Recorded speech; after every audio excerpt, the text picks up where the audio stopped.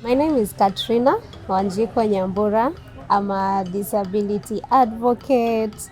I'm a climate champion. I'm the founder of Enabled Initiative, an organization for persons with disabilities. I'm a short stature MC. I'm an artist. I'm an actress. I do a lot. I am in a project that is being implemented by Gifted Community Center and Site Savers International. It is called Hear Me, See Me project. It is a photography project for climate change advocacy. So what we do there, we are learning how to use photography to advocate for climate change. So sisi ni tunaenda head to head na policy makers. Policy makers ni wanasiasa, ni kitengo cha wanasiasa ambao hutengeneza sheria, policies to do with anything. So pia kwa climate change kuna wale ambao ndo wanatengeneza zile sheria zita guide venye tutaenda na masuala ya climate change, kukiwa na disasters, response iko aje. Unfortunately in our country we have a lot of very nice policies zimeandikwa chini, lakini implementation huku kwa ground mambo ni tofauti. So kwa hii project tunataka kutumia photography. So tunaenda kwa the people, especially tuko biased on persons with disabilities and more so women. So tunaenda kwa women with disabilities in these informal settlements wenye wanaumizwa anytime kuna tokea disasters za climate change. Ni very important sababu you'll find that sometimes the committee for the policy makers, you don't have representation of persons with disabilities. So whatever policies will be made, they will not factor in the disability aspect. So when this project is there, itawaonyesha this is what persons with disabilities are going through when there are disasters to do with climate, and then the recommendations, cause tulishatoka kwa kulianga tu shida, we also give recommendations. So in this place, if this and this is done, it will be able to help persons with disabilities during climate disasters.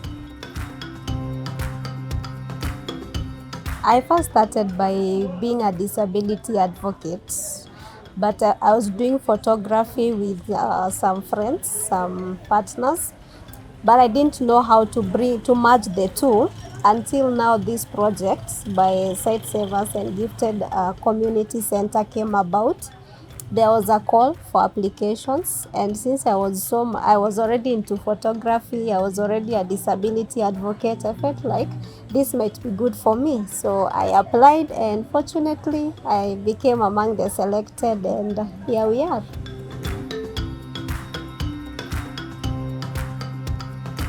The biggest climate challenge in most communities, or even mine, is floods. When it floods, most houses just they'll get flooded, people will be displaced, so it's something that happens quite often.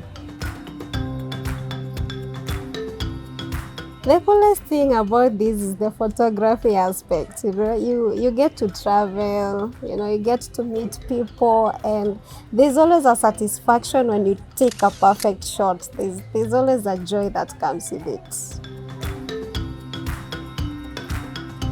What makes me hopeful about the future is the fact that we are targeting policymakers, and as you know, nothing can happen without policies and the right policies. So we are very hopeful that when we take these advocacy and awareness tools to them, they are going to implement the right policies to combat climate change disasters, and more so for persons with disabilities.